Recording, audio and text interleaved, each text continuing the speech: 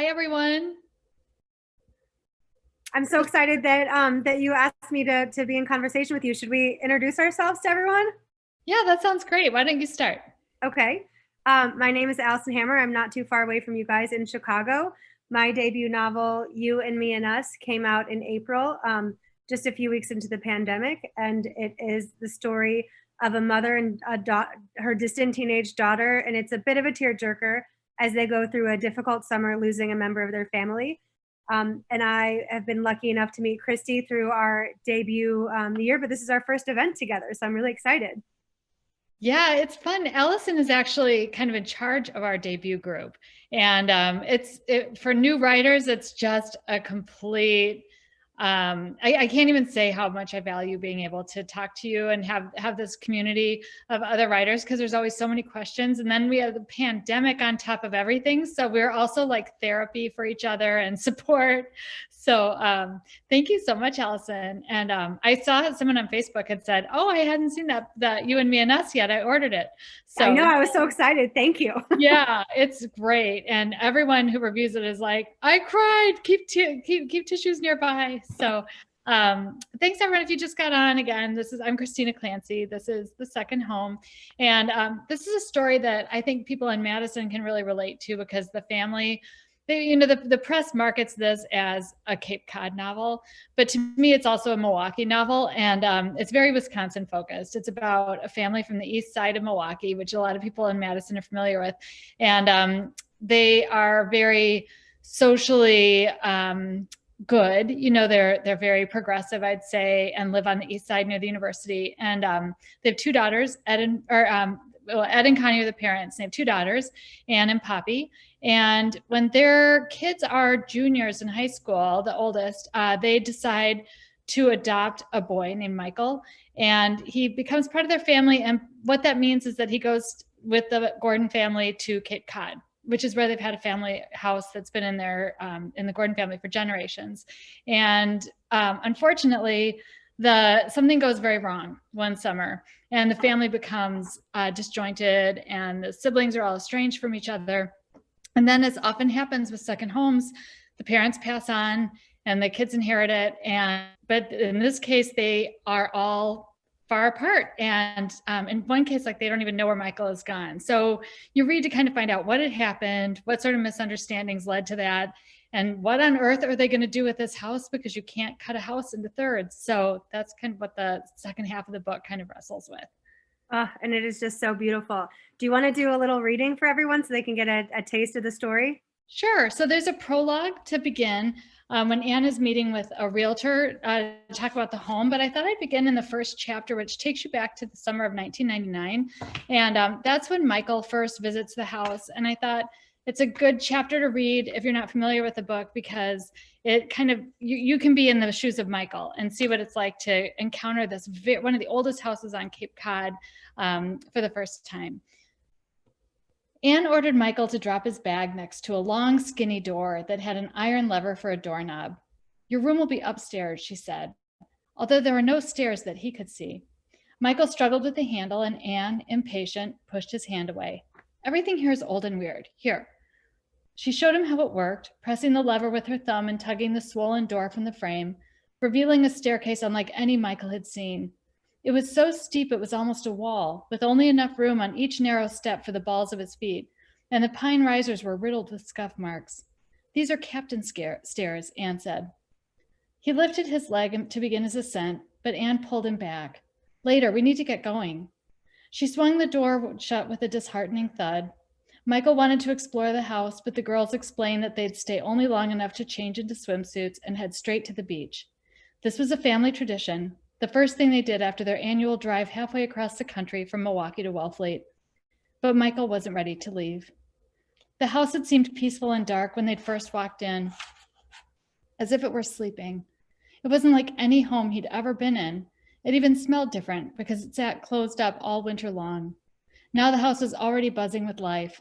Connie pulled the sheets off the furniture. Michael walked to the couch to help her, but his mind was still on those stairs. He wanted to know where he'd sleep. No, he needed to know. He'd spent too many nights not knowing. Ed walked with purpose to the window and pulled up the heavy wood blind with a hearty yank of the yellowed cord. Dust rose and lingered like confetti in the abrupt sunlight, revealing 4 playing cards, all aces, nailed to the wall above the door to the sun porch. What are those? Michael asked. Ed smiled. Oh, that's the stuff of legend. My grandfather Colin, he won the house in a game of poker. He won a whole house in a game? They were gambling out here. The homeowner, Hopkinson, he'd built the newer house next door to be closer to the cove. At the time, this was just the back house, his man cave. Anyway, Colin was way up. Hopkinson was low on chips, but he wanted to stay in for one last game. He had a winning hand, and you know what he did? He bet the house. The house? Michael couldn't imagine being so reckless. Well, at that time, it wasn't worth a plug nickel. And Hopkinson, you know, he didn't think he'd lose. He had 4 kings. But that was Colin's hand. Ed pointed at the playing cards, pinned unevenly to the wall and stained from long, rusty nails. He'd tell that story to anyone who would listen. Connie playfully swatted Ed on the behind with a dust rag she was holding. You'll tell it to anyone who will listen. She wiped down the top of the bookcase. The little room next to ours is a birthing room, where women had their babies so they could stay warm near the fire. And this room we're in, this is called the keeping room. She was happy to show off the old house and clearly happy to finally be here. See those tall, thin doors? They call them courting doors because of the tiny windows above them. She pointed up. For spying. So I'll stop there, but basically you get a tour of this old home that the Gordons love so much. And I got emotional listening to that because like I loved this story and the characters so much, and it's been a while. I love it so much. I've got the print copy and I listened to the audiobook, but hearing it in your words, like it's just so like, and it's been a while since I've listened to it, so it's so much fun. Like I found myself getting emotional.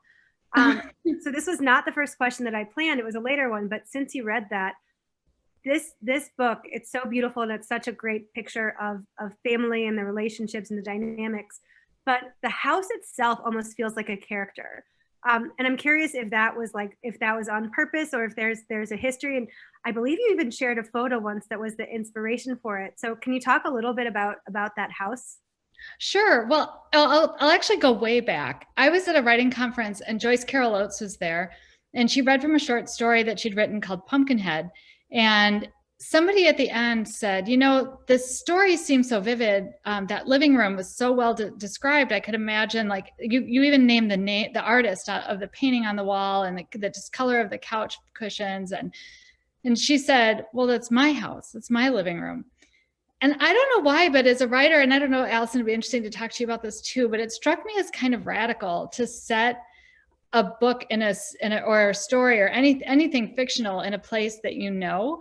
And all of a sudden I got this crazy license to do that. And when I started working on the book, I wrote about, so my grandparents have a house in Wellfleet, or they did. And it had been in my family since the 1880s, but my grandparents were pretty strict. So when I was growing up, I'd always go next door because this really sweet old lady named Mrs. Andel lived there. And she just loved my sisters and I. And she played lots of games with us. In fact, I think it's great that I've got like all these board games behind us because I kind of like the game cabinet in the book. I don't know if readers find it as important as I do, but it's a really big part of it for me. But when I started writing the book, I started writing about Mrs. Andel's house the way I remembered it when she lived there. And it was kind of falling apart. You know, she was a widow. She didn't have a lot of money. It was before houses in Cape Cod really became very expensive. You know, when I was growing up, people think Cape Cod's so fancy, but really it was just, you know, like the mortician lived down the street and we deliver Meals on Wheels. And so anyway, I just love that house. There's some places, and who knows why, maybe it's where you're at in your own life when you enter them, but that become permanent in your mind. Like your brain just kind of gets stuck there. And that house is that for me. So it was kind of funny when I actually got the signed contract for my book. Because as you know, a lot of times you'll tell people you're writing a book and they're like, oh, good for you. Yeah. How nice. You know, like, oh, aren't we all writing books, you know? But then when I actually signed the contract, I was like, oh no, I have to call the woman who owns it now, who's wonderful and was really friendly. But I told her that you know, there's no way to really conceal. Anyone who knows Wellfleet will basically know which house I'm writing about. And she was really warm about it. She was like, it's just fine. And I still was so nervous about telling her. I love that. So, and it's interesting because I think you're right that so many people say it is a Cape story and there is that Wisconsin element. So Is that your connection? I read somewhere, I think you spent summers growing up in the Cape? Yeah, we'd visit my grandparents, and we spent it's funny though too. It's not, people talk about this book like it's a beach read, but I Mhm. never thought of Cape Cod the way other people think of it, as a vacation place. Like I said, like we had to do chores and we had Sunday dinner. My parents were there my grandparents were there year round. So we weren't just on vacation. And if anything, it was my mother's vacation. So we were supposed to be kind of seen, not heard. And so it didn't feel like a relaxing retreat type place to go. I mean, it was that, like, we definitely did enjoy ourselves when we were there, but Yeah, I love that. So where did that spark? Where did that inspiration for this book come from? Was it the house or was it the family, or like which came first, or how'd you come up with the idea? well, I kind of came up with it. Well, I was working on another book that, lucky for all of us, is safely hidden away in my file folder. And I've got one I of was those really too. stuck. Oh yeah, we all of those. But I was talking to a friend of mine, and I said, I just feel like I'm going nowhere with this book. And he said, oftentimes your second book becomes your first book. So why don't you just start working on something new? And the first book I was writing about a place I don't like, and he said, write about a place you love. And right away, I in the back of my mind, I started thinking, well, Cape Cod, I love Wellfleet so much. It's just like my habitat, and I'm there, I feel so comfortable. And then I was with my mom in Panama, and we were at this little tiny resort in this island called Boca del Toro. And my mom's a real anxious traveler, and she was very nervous because she had just heard that the airline that we were supposed to fly to take us home had just gone out of business. So she was really anxious. And so I was like, I'm just going to go to the bar. So I hung out at the bar, and I met this surfer there who was the bartender. And she was talking to me about what her life was like, about being itinerant and traveling everywhere around the world. And I just couldn't. I think there's a part of me that always has always wanted to do that. But I'm also, like, I'm a Cancer. I'm just very nesty. Like, I like being at home and all that too. So, and I don't like taking a lot of risks. So I started imagining, like, well, how would I bring her home? How would that happen? And so the whole book really started with Poppy. But there's so much, as that you don't always know where the spark comes from. Like later, like, it's so interesting when you do events like this, you'll say something and something will stand up. And, like, I was thinking once, I was talking about how we just moved to Madison from Milwaukee, and my kids were in high school, and it's a really hard time to move kids. And I was thinking, I wonder if actually that's where this book came from, was just all this transition of being in a new place, and thinking about, like, did we disrupt our family? Like, we had a good thing going where we were living in Milwaukee. We all were getting along. Is our family going to be forever screwed up now because we did this? And so I think maybe that was actually also on my mind, but I didn't know that until I talked about it. Isn't it funny? So that reminds me, when I started writing my book, I thought it was about something different, and I had to have other people tell me what it was really about. Like, I thought that it was a story of what happened to Tommy, the dad in my book. And then people are like, no, it's a mother-daughter story. And I was like, oh, wow, you're right. Because I think that it's interesting to hear you say that, because I think that when you're in the weeds and telling the story, you're so in it that it's hard to see it from a distance sometimes. Oh, absolutely. It is interesting. And then too, I think, I don't know if this happened to you, but when you start actually putting a cover on the book and thinking about, like, what is the book jacket copy supposed to say? So beautiful. So pretty. I love that cover. Yeah, it's and I love your cover too. You've helped design yours. Mine was a long journey, but I'm happy with where it ended up too. Yeah, it's great. It's nice you're in advertising, so you know how to do all that.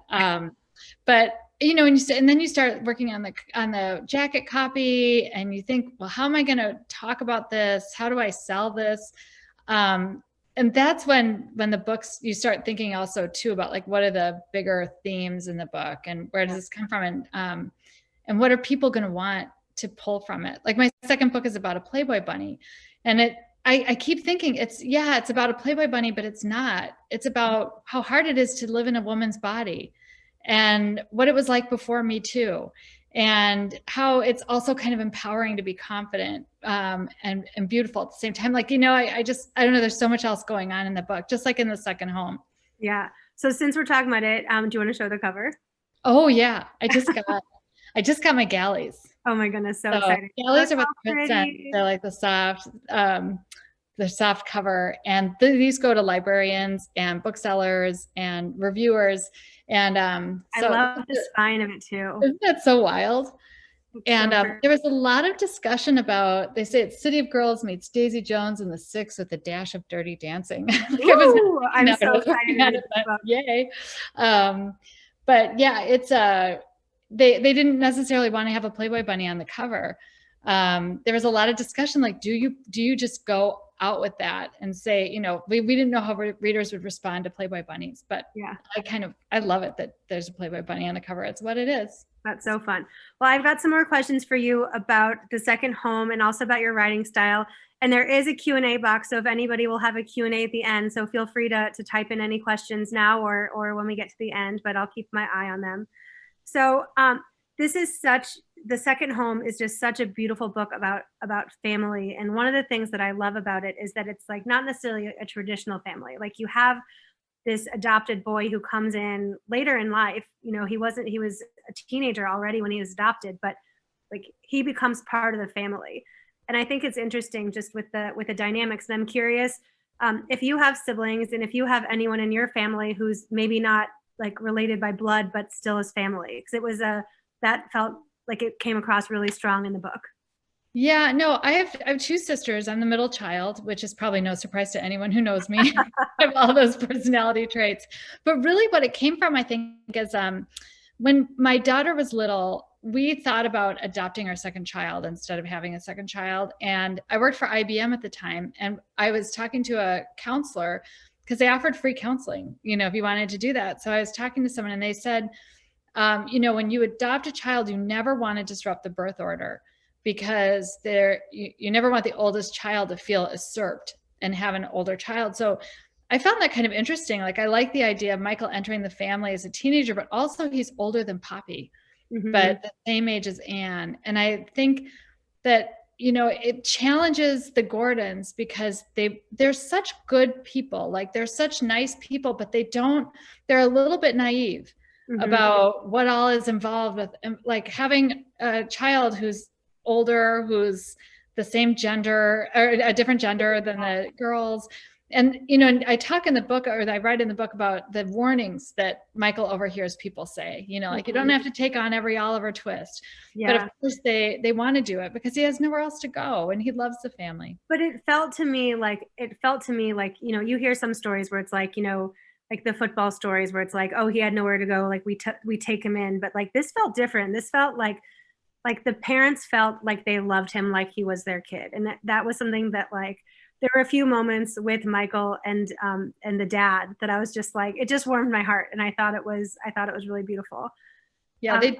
They definitely love Michael and think of him as part of their family, but so many other people undercut that Michael doubts it and he questions it. And he's also had a really hard life. So he's not so sure that they are as genuine about their feelings for him as they are. Which is what makes it such an interesting book to read. And it's interesting. I have a sister and we're pretty different. And I liked the differences with Poppy and Anne and their relationship. I'm curious, are there pieces of you in both of them? I love that this bartender is Poppy, but is there one sister that you relate to more than the other? It's funny. I always used to say it was Anne. And I always thought everyone would love Poppy. I thought she'd be the universally like well-liked character, but that's not the case. Like some people will kind of be like, oh, Poppy, she's a flake, but I thought everyone would like her free-spiritedness. And I guess I'm a little bit like Anne. Like I thought I was like Anne because I do like to be in control. And I'm a little more type A than Poppy is. So I think there's a little bit of that in me, but then also there's a little bit of Anne as well, or a little bit of Poppy. But the more I talk about the book, the more I realize like I really am a little bit more like Poppy. And I think what unites Poppy and I is that, nobody ever tells Poppy anything. And I remember when my parents were getting divorced and we were kids, like all these things just happened and nobody talked to me about it. And it drove me crazy.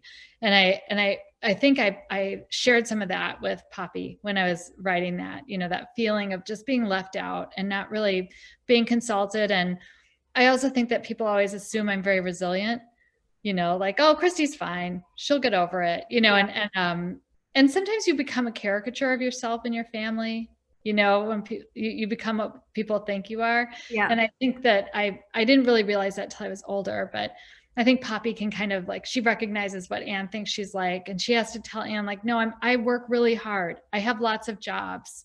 I might not have an IRA, but Yeah. I'm doing what I can. Yeah. I love that. And I think that there are sometimes, pieces of yourself in all the different characters that you don't maybe even realize when you're writing it. A few questions about like your writing process, because I always find it so interesting. Like there's so many different ways to get from that spark to this finished book. And in the writing world, people say that you're either a plotter, where you plot everything out, or you're a pantser and you kind of fly by the seat of your pants. I call myself a plotzer because I'm a little in the middle, but I'd love to know where you are and how much you plotted it before you started writing.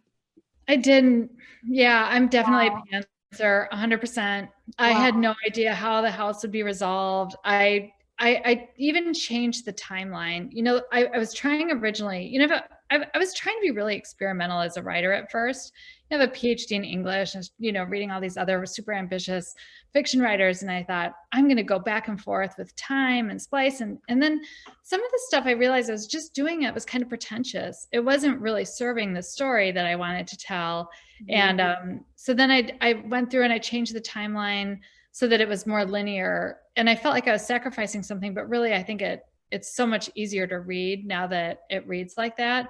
Mm-hmm. But I'm also a bricklayer. So when I write, I'm really careful. Like I go through and it takes me forever to write. I wish I could be one of those writers who just turns off that inner editor and stops being critical and just lets the story come. But I just plot along like those first chapters that you read. Like I probably read those over 1,000,000 times and adjusted and tweaked and moved things around. And so by the time I would start, Rebecca Mackay told me that like it's about page 70 is when writers hit a wall. Before that, it's all these great ideas and you get all excited. And then you're like, oh, wait, what is this story I have to tell? And that completely happened for me because I chugged my way through. And then I just put it aside for a couple of years. I think, because I was teaching, I was busy. I was a little concerned about, I don't want to give away anything in the book, but there's the plot kind of hinges on something that happens to Anne. Mm-hmm. And I felt a little bit like bad about that. Like, do I want my plot to be about this thing that happened? Is that exploitive of Anne or of what other women go through? And then I don't think I'm giving away too much by saying like the Me Too movement started happening. And every time I opened the news, there was somebody else who was accused. And I was like, you know what? This happens. This is a reality of women's lives. And I'm going to tell this story without feeling like there's anything wrong with doing that. I think that maybe it'll be helpful. And I've had so many readers tell me that they're glad that I wrote about it and, tell me about their own experiences. Mm-hmm. And it's really incredibly moving. Yeah. So that's interesting. It makes sense that, but it is life, and it is definitely like a pivotal, like, I don't know if you could have had the story without it, but it's not like, I don't know, we're talking like, because we don't want to say what it is for people. Yeah.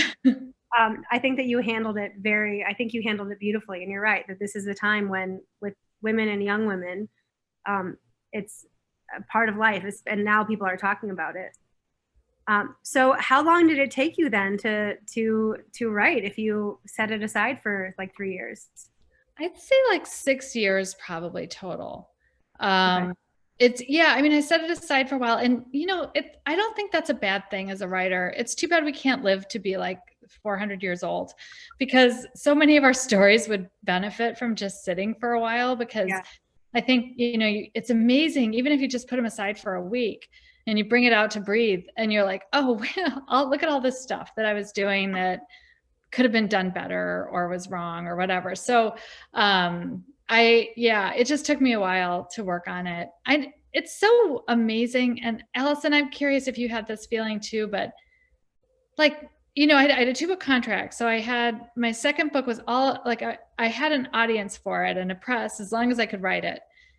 But what a leap of faith it is to write a book and spend that much time and work so hard on something that might never see the light of day. Like, we're so lucky that we had our books published, no matter what happens, even if only 7 100%. people read them, how amazing for us that people were able to read these books we languished over. And now when I write, it's a little bit like amazing to me that I did that, the first time around. So it's interesting. And I have such admiration for you. And in our debut group, there's so many people who it's like, okay, first book out. Now it's like second book, somebody's buying it already. And I have all this pressure, like knowing like, because for a lot of us, writing starts as a hobby, but then it becomes a job and it's like, okay, there's a deadline. And it's interesting. You said a couple things I think are interesting, because my first book, the one that's in a drawer, which I do hope one day to revive it, took me 15 years to finish writing.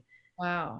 My second book, that my debut, You and Me and Us, and every book after that, I did during NaNoWriMo, National Novel Writing Month, which is starting in 3 days, where it's, or maybe even less now, it's getting terrifying, but you have to write 50,000 words in the month of November. And I'm so competitive that, it would be really hard to turn my inner editor off if I wasn't trying to get that word count in. So I draft them really fast, but then I set them aside for almost a year before I go back and like retype them. So they do have time. Like right now I'm revising my 2018 project. But the fact that I don't have that pressure, like I don't know how you wrote this new book when like it was already for sale. Like to me, there's a pressure there. And like, I just know from some of our friends who are doing it, it's just like kudos to you. I can't like, how different was it, I guess, than writing the second book on contract versus the first book kind of being of your heart? It was interesting. I was, first of all, I was worried about the topic. I remember my agent said something terrifying to me. I had talked about I was actually going to resurrect the first book that I was telling you about that I didn't like very much, because I just already put so much work into it. And I was telling my agent about it, and she didn't read it or anything, but she was like, that doesn't sound like something your readers are going to want. And I was like, my readers? Like, what? Like, that just sounded radical to me. I was like, I have readers? So that freaked me out for a while, where I was like, who is my reader and what do they want? And I think you're probably thinking that, like, what do readers want? It seems like I try not to look at the reviews very much, but of course, when you first are getting reviews, it's irresistible. You just are like, is this book going to sink or swim? Like, is it generally hitting the mark, or is it just totally tanking? And you notice people talking about like whether they liked a character or not, or, and that's not necessarily what you're thinking about when you're writing a story. So I was actually pretty confident, I was like, oh, I wrote a book, I sold a book, I can write another book. And then I hit my head on a door and had a concussion and I couldn't think, and words were floating on the page and my ear was ringing, and that just seemed to go on forever. And then, I was kind of clopping along, and then I was like, when you were talking about what your book's really about, that's when I was like, I've got a beginning, a middle, and end. I've got a character, and it was starting to read like Sense and Sensibility at a Playboy resort. It just is like too much going on. So that's where it's really nice to have an editor. So I sent it to her, and she's just super nice and really responsive. And she read it, and I told her, I was flat out, I was like, I don't know what this book's about. Maybe you can help me. I feel like I need to shape it. And it was like I needed her to give me permission to get rid of all the extra storylines that I had, because I was so worried about not having enough plot. That's actually my big fear when I write, is that I won't have plot. Because I used to write short stories, like Lori Moore short stories, where, like Henry James, he would say in a short story, all that needs to happen is a change in chord from major to minor. I love that. Yeah, it's great. But in a book, you can't have that. You kind of need more than that. And so I was used to writing those shifty little stories and switching. So my editor was like, well, why don't you just take out all this other stuff and just make it about your character and her journey. And that was so liberating. And then I went through, it was great to actually be under deadline, because I was, my new book, my first book was coming out. the pandemic was hitting. I was worried about everything getting canceled and whether my first book would ever find readers, because everyone was so, even the printing, we didn't know if the supply chain, if they'd even be able to print my book, should they change my date, one by one. I remember that. I remember they were thinking about that. Yeah, it was just awful. And so I was so kind of glad to just be like, well, all this is happening, but I'm on deadline and I got to write this other book. So I just kind of locked myself away and got lost in the story. And all of a sudden it just, you know this feeling, right? Like where all of a sudden you feel like your story, it's like when you listen to, like, you can't always get what you want from the Rolling Stones. And all of a sudden it's like an airplane taking off and you just get completely lost in it. And that's what happened with the shoulder season, where I was like, I'm there, like I figured it out. And there's this big plot twist that came to me as I was writing it. And I was like, this is it. And got it done. The planning, like, because the more I write, and I think part of it because of the speed, I do planning more. But no, when I went like this, I was just like remembering that, like, I delivered some like not great pub day news to you, and I didn't know that you didn't know. Do you remember that? Oh, that's right. Yeah, the night before my book came out, it came out on June 2nd. So June 1st, I was getting ready to go to sleep and I checked my phone and there's this message from Allison saying, "How are you doing about tomorrow?" And I was like, "Oh, I'll be fine." And you're like, "You know about the blackout, right?" And I was like, "The blackout?" In some ways I just laughed. I was like, what can you do? My husband always says, never stress out about what you can't control. And I love people who can actually do that. I say that too, but then I stress out about everything. Yeah. Yeah, no, I just was like, I'm just going to get as much out of this experience as I can. It's not what I dreamed of, but it's happening. And so it was kind of weird that day. I was like, my press is like, we can't do anything to promote your book all week. It's just not a good time with all the riots and the national, the blackout day. So, I posted about it the night before. I'm like, I'm participating in Blackout Tuesday, but tomorrow my friend's beautiful book is coming out. So like, look at it now. You're so sweet. I will always remember that. And it was, when your book came out right in the middle of the pandemic and you had all these events, we saw each other at a luncheon or a dinner thing in Chicago. And I remember you were so excited for all your events, and like, how did you feel about it? It's so interesting thinking about.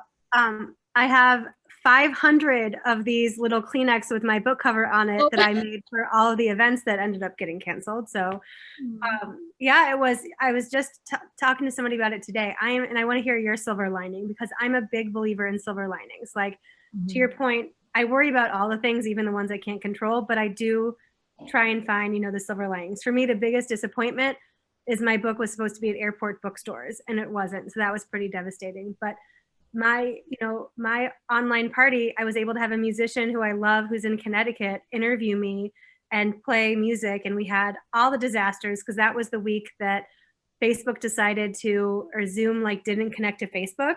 And so I had 200 people waiting for this event to happen. We ended up half an hour later going to Instagram. It was a hot mess. It was a hot mess, but it was so memorable. And it's something that people that wouldn't have been able to be there in person were there. The music, it was very memorable. And it ended up being, I say there's lemonade out of lemons. And I think I had a lemonade and vodka out of lemon. What about you? What was your kind of silver lining? Same thing. Just that feeling, I remember when I had my launch on Zoom, I always imagined that I would have my launch. I had planned it at Boswell Books in Milwaukee, and the couch at Boswell Books is actually even mentioned in my book. I was so excited for it. I've always dreamed of having a launch at Boswell. And we had it online. So Daniel was there and, he was in the store maybe not, maybe his background was, but I saw the people calling into the Zoom, and it was family from all over, like my cousin in Seattle and my aunt and uncle in Michigan. And that really felt special to have everyone there. And, honestly, as much as you and I wanted to be in bookstores and libraries and give readings, a lot of times I go to readings all the time. Maybe there's 2 or 3 people who will show up. So, when you're online, you can just reach a little bit of a bigger audience. And then this event tonight will be recorded, and so people can check in. Yeah. So that's been a nice. And I remember a picture of you signing books in an alley or something. Oh yeah. I went to St. Louis. My cousin lives there. So that was the one kind of event thing that I did where it wasn't a live event. We just had a Zoom with my friend Mike Isaacson, who's the director of the Muni in St. Louis. Which I grew up And in St. Louis, and I love the Muni. oh yeah, oh he was so great too. He's just a gem. But anyway, we were the next day. Left Bank Books asked if I could come sign books, so I went. And they're very very careful, thank goodness. And they had everything all set up for me to go in their alley. So there was like a dumpster right behind it, and I sent the picture to Publishers Weekly, and it was like their picture of the day. I loved it because it's like, one of those things like anyone can sign books in a bookstore, but like who would have an experience to like sign them in an alley? Like I thought it was great. I thought it was We great. definitely have storied launches. Oh, 100%. 100%. Another question that I love to ask people, it's like my standard when I go to events when there's Q&As. And so we'll do Q&A in a few minutes. So if you guys have questions, go ahead and put them in the chat. But one of the things I love knowing is, what is the biggest difference between the first draft that you finished and the finished book? Oh, that is a good question. I'd say, well, the timeline is different where I move things around. When I sold my book, my editor asked me to go back and add more surprises to the last third. And it's funny, like as a writer, it seems so obvious that readers would want surprises. But I remember thinking, oh, surprises. Yeah, that sounds good. But that was the most fun I ever had writing. So I went in and I just started adding little surprises at the end. Did the note, is that where the passing note thing came from? Or had that always been? I'd had already. Okay, because that was one of my favorite things. Oh, and that was so nice to write because so much bad stuff had happened. And then I was like, oh, this is actually kind of sweet. It's so sweet. I loved it. I loved it. Oh, you're so sweet. Yeah, no, I think those are some of the changes. And, another thing that's different is like, it is so humbling to have your book copy edited. Oh gosh. I'm like, I'm a published author. How can I be that bad at grammar? Yeah, I was astounded by the copy edits, and I taught at the college level, and I was like, if my students could see this right now, they'd be handing in their like. So do you know what's funny to me, and like the things that they catch, like for my second book that's coming out April 13th, it's called Little Pieces of Me. Oh, I'm so glad you have that there. There's a voicemail that the person left, that a character left, and it was like, so-and-so, the date, 37 seconds. And I had like a really short message, and the copy editor's like, I read this out loud and it's maybe 12 seconds, not 30 something. And I was like amazing that they caught that detail, that I was just like, pick some numbers that I like. Yeah, that's, they can't get paid enough. They're amazing. They went through and looked at, like, they'd even tell me words that I use too much. Yes. Like, I say a long sip a lot. I had to go take away a lot of my long sips. Oh, that's really interesting. Yeah. And then it's good because it trains you. Like, you probably have no long sips in your new book. There's a few, but I'm aware when I'm doing it. I'm like, do I really need to say this? Or is there another way that I can say, like, she downed her drink or whatever? Oh, that's hilarious. Lots of drinking, I'm guessing. What are the words in this book? Yeah. What are the words that you were a repeat offender on? I'm trying to remember. I'm thinking more about my new book because it's like the copy editing of Second Home was a long time ago. Yeah.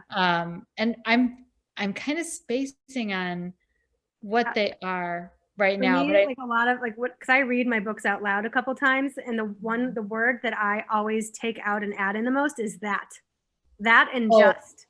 It's like, I mean, I like cut them and add them like crazy. Yeah, just I never use. I read that Benjamin Dwyer book about grammar, and he was like, you just never need just don't. I still use it sometimes, but I try to limit it. I get stuck on that.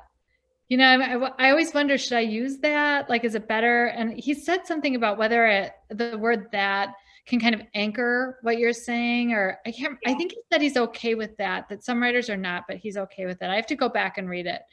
So here's another question about that. So what is your belief or point on exclamation points?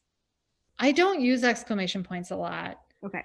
So I don't either, because I was told once in a writing class, let your words be the exclamation, like not the punctuation. but the copy editor came in a few times and was like, it can help the reader sometimes like know that like where it's needed. So most of the ones that are in my book were added by like suggestions. Cause I like, to me, that's one of those other like writing things where you just don't need kind of like Oh, just, that's so interesting. Yeah, that's like adverbs. yeah. I always tell my students, I'm like, don't use adverbs, they're lazy. The language should be doing all the work that an adverb does.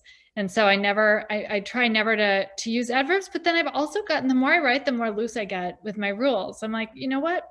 It actually works right here and I'm going to use it. So we're totally geeking out on like words. So sorry for everybody listening if it's not interesting. But one more grammar question, then I do have one more question about the book. Oxford comma, yes or no? Okay, I'm not particular about the Oxford comma. Okay. I sometimes I like it and sometimes I don't. I generally use an Oxford comma now only because the copy editor likes an Oxford comma.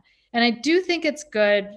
I list a lot. Actually, that's kind of a writing tick I have. I think I have too many lists in my book. So if anyone's on the call right now and they haven't read it yet, they'll be like looking at all my lists. But so that's a question I ask myself often. But I do use the Oxford comma now. How about you? I'm team not Oxford comma. And the reason that made me think about it is that I think whenever anybody says a sentence that like needs the Oxford comma, my response is like, if you rewrite the sentence, it won't be a problem. So like, I feel like the Oxford comma sometimes is a sign of lazy writing where, you know, it's the whole like, you know, you had your grandmother for dinner or like whatever that thing is. I was like, if you just rewrote the sentence, it wouldn't be a problem. I have a whole blog post about it. That's like my most popular, like randomly found blog post. But I feel like that's something that writers like usually feel really strongly about one way or the other. Oh, that's great. Yeah, I think I just, I'm very deferential to authority. Yeah. And the copy editor is like, use the Oxford. I'm like, okay. They put an Oxford comma. I let it slide on some of the like the middle pages of the book. I'm like, okay. But they tried to add one on my dedication to my family. I was like, no way. Like you can put it everywhere else, but take it out of my dedication. Oh, that's really funny. You know what drives me crazy about my book? And it's actually in both of my books. The copy editor insisted that the word realtor be capitalized. Oh, how interesting. Realtors in both of my books. And it just every time my eye falls on the word realtor, it's like, but I didn't insist. I was like, it's fine. They probably know more than I do, whatever. That's so funny. So the last question I have for you about the book, and then we can open it up to any Q&A. So because, and it's interesting because you are a pantser and didn't plot it out with the story being in two timelines, did you weave them together like as you were going, or did you like write like these are scenes that happened in the past, these are scenes that are happening present day, and then mix them together? That's a great question. So I actually started in the present day with the characters all as adults. I didn't want to write a young adult book. And I felt like if I told the story of what happened to the siblings when they're younger, it could be YA. I've, if you write YA, hats off to YA writers. They have so many things they need to keep in mind for that market. The kinds of words you can use, the kinds of like structure that a book has is pretty conforming. So it's not that I have anything against YA. I just felt like I don't know how to write a YA novel, and I really kind of want to write an adult fiction novel. And then the other thing that screwed me up is that I'd studied with Rick Moody, and he said you shouldn't use backstory. He's like, all contemporary writers are only writing stories that move from the present forward. And that, it was well intentioned, and I actually like that he made me pay attention to how I use backstory. But I decided at a certain point, I was like, I've got to go back in time because I don't want to tell what happened in backstory. And I also just feel like I need to give the characters the respect that their story deserves by telling it the way it really happened to them instead of leaving that up for speculation. Like if I actually show it, it's easier to do that. And I became more attached to the characters, I think, seeing them when they were younger. And, liminal times are so, when you're a teenager, it's like one of the most interesting times of anyone's life because so much is changing in your body and your life and your interests. So it was kind of fun to write that. And I don't feel like you would have gotten connected to Michael if you didn't see like his life And like, and I don't think you got to the point like in that first chapter where he's like, because he doesn't know how to swim, right? Right. And it's just like you see him, like you see the difference of somebody who grew up with a really difficult life in a very, you know, like not a lot of money and difficult circumstances. And then Poppy and Anne are like, what do you mean this is our second home? Like this is like it's normal to them. And like just that juxtaposition between their lives I thought was really interesting. Oh, thanks. Yeah, it's I love Michael. I think Michael's actually a lot like me too. Like we're both super nostalgic. We just Yeah. hold on a little too tight to places we love and people we love. We can't let things go. So I'm a lot like him, I think. I'm not a big like there's so many books in the world that I kind of keep going through them all, but like just even talking, I kind of want to like dive back in and read it again and Oh, just like they're characters that you want to spend time with and your writing is so beautiful and it's just such a emotional and just heartwarming story. And so I'm so happy that like we've been able to talk about it. I don't see any questions. Is it? Oh, go ahead. oh yeah, I just want to say like your book is so amazing. I like everyone should read it. And Destin, Florida is the location. So I mean, I think it's going to be a long winter. So you know, people might want to escape to places like I Destin, know, and Florida and Cape yes, Cod. Cape Cod and Destin. That's Yeah. great. We do have a question. Since you both spend so much time and energy immersed in writing in the world of books, do you still read for pleasure? If so, what are you reading now? Oh, that's a great question. You know Yeah. what I'm reading right now, and I love it? I'm reading two things right now. I often read multiple books at a time, but I'm reading, Mary Beth Keane wrote this book called Ask Again, Yes. Oh, I put And it on my list. oh, it's so good. I'm reading it because my third book, I'm thinking about, I'm in the middle of a couple of projects, and I think this probably will end up being my third book, but I wanted to think about writing a sweeping drama that has multiple characters and multiple timelines and has an omniscient voice. And so somebody said, you know, read Mary Beth Keane's Ask Again, Yes. And it's just brilliant. And it's so unfair. She's like beautiful and stuff too. She's like, it's just great. So are Um, you? yeah. And then I'm reading, Bill Bryson has a book about the summer of 1927, which is when my book is set. And a friend of mine recommended it, and it just arrived 2 days ago. And I wanted to keep reading Ask Again, Yes, but I started paging through it, and I'm sucked in. He is so great. Like that Ask Again, Yes, or I mean, Summer of 27 is here. Here it is. Bill Bryson, One Summer. It is Oh, it makes me feel like it helps me understand what this summer is like. And like yeah, we're in this, we just had a crazy summer that's going to be in the history books. And it definitely was, it's so good. that's awesome. So I have a full-time job also. I work in advertising and I'm working on like 3 book projects at once. I don't have a ton of time. So audiobooks are my saving grace. And so I have books like Christie's, like the week it came out, I wanted to read it. And so I was like, I had the physical copy, but I'm like, I'm doing audio so I can like, because it's just more when there's a book I really want to read, like I can listen while I'm doing laundry or dishes or cooking, and it's just better for me. So I'm listening right now. I'm almost finished with a book that my critique partner recommended, A Lost Love Song, which is just gorgeous. It's wonderful. And I just downloaded. I'm like, it's one of those things where I'm savoring it because I don't want it to end. But I'm so excited about the next book I downloaded on Libro FM. I downloaded Group by Christy Tate, who's one of our debut members, and it was just picked as the Reese Witherspoon, her book for November. So I'm super excited for her and for that. And then the physical book I'm reading, I don't have like a ton of time to sit and do anything, much less read. And so our friend Nancy Johnson, The Kindest Lie, I beta read this book for her, and it's coming out in February, and it's going to be a mega hit. And so it's really fun. I'm reading the final the arc of it now. So I just read the arc of that. I won it in a Goodreeds giveaway. she told me that. It's so fun. Yeah. Oh no, and it's just terrific. And you know, especially for people from the Midwest, it's so interesting to read about what it's like for this woman to live in Chicago. She's African American, she's successful, but she has a past that she has to go back to in this kind of small impoverished town in Indiana. And it's so sensitive and moving. Yeah. And I really recommend it. And one other little, not little, it's little because it's a novella, but I just blurbed, my friend Stacy Flood, he wrote a novella called The Salt Fields, and it's coming out soon, but I can't remember the press. It's a smaller press, but it's so great when someone asks you to blurb a book, and sometimes you do it because you're like, oh, well, you're my friend, and I'm happy to. But I started reading this book, and I was just like awestruck. Yeah. It's so wonderful, and it's about an African American character who decides to travel north in the 40s after the war, to try to find a better life, and he meets these people on a train, and it's so good. So Salt Fields is to put on your reading list. I'm reading for a blurb now too, and that's a whole nother level of things. And a friend of mine, Chris Klink, asked me to blurb for her, and I said, yeah, she's a friend.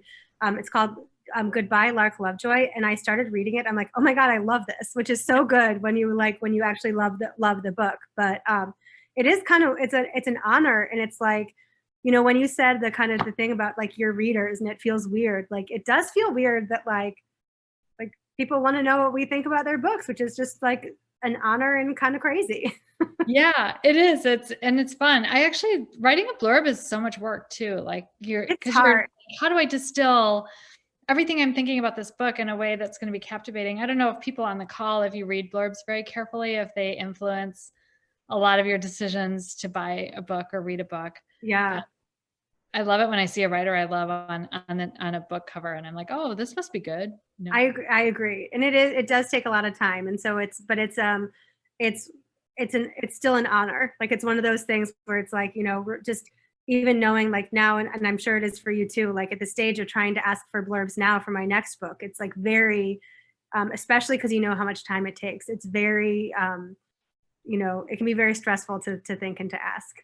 I think that must be one of the worst parts of being an editor, is trying to get blurbs for books. And yeah, I'm finding stressful is like with my second book, when you ask someone for a blurb, but then you don't hear from them for a while, and you're like, oh, did they hate it? Like, are they like, what do I do? I don't like this book. I don't want to say anything. And it's always like, just they're busy and they're like, oh yeah, sorry. But I feel that even like less for blurbs than I do for friends or family. Like if somebody's reading it and they didn't say anything to you, you're like, oh my God, they hated it. Like, it's just like, it's like, that's, and so many of them didn't, they just, but and I don't know about you, but whenever I hear from a reader, like it makes my day. Like it is so nice to hear like what people think. And it's, one thing to not look at reviews, which I look at, but yeah, we can be proud and confident, but also like a little insecure. Yeah, no, it is. It's so nice to hear from readers. And I really have gotten good at not looking at the reviews. I'm now looking at Shoulder Season a little bit because they have some early copies out, and it's so fresh that I'm like, oh, what are people thinking? But I don't read the reviews of the second home much anymore. And somebody said to me that like Goodreads is for readers, not for writers. Mm-hmm. And I think that's true. And it is good. And if somebody writes a really mean review, like I don't need to, It is. I like that line about it being for readers, not for writers. And I had to tell my mom that she had to stop going and commenting on all of my reviews. Oh, yeah. I was like, because my mom is amazing and she's been very like so supportive. But I was like, Mom, if somebody, like wants to leave a bad review, but they see that the author's mom is going to comment, they may not be honest. It is for readers, so. I wish we could be like in the 50s and be like John Cheever. Like, no, people weren't reviewing his book. Like, like he would just get like the critical reviews or whatever, but not the, it is nice to hear from readers, but the reviews that like, especially the ones who like it. Yeah. We're such a Yelp culture, aren't we? Like everything has to be reviewed. And my editor was saying that right now, everyone's so anxious and stressed that she was saying, I wonder if reviews in general are more negative because people are just in a worse headspace. Yeah, it's very interesting. Well, we're almost out of time. If anybody has any other questions for Christy about the second home or the writing process or Shoulder Season, feel free to chime in. Otherwise, thank you so much, Anne and the library for having us, and Christy for inviting me to talk with you. It is so nice. We chat on online all the time. It's so fun talking almost virtual, like face-to-face virtually. I was looking forward to this all day long. I was like, I get to see Allison, and I love your book. And really I'm so happy to see people are or like from this call, or like learning about your book. And if they haven't read it already, it's just wonderful. Thank you. Well, amazing. This is Anne popping in from the library just to thank you again. This was a wonderful conversation. I enjoyed it so much. And I hope to see you both back maybe when your new books are out. We'd love to hear from you again. I'm so excited to see what your next works are. Thank you so much, Anne. This is really a treat. And McFarland Library is a great library. I've been there many times. Oh, thank you. Excellent. Well, I will wrap it up then. And the Hold up yours too. Yes, exactly. Oh, there we go. Wait, I need to take a little picture, screen grab of that. There we go. Hilarious. Well, thank you so much, everybody. It's been wonderful. And thank you. And thanks, everybody. Yes, thank you. Good night, everyone. Allison, you're welcome. Thank you.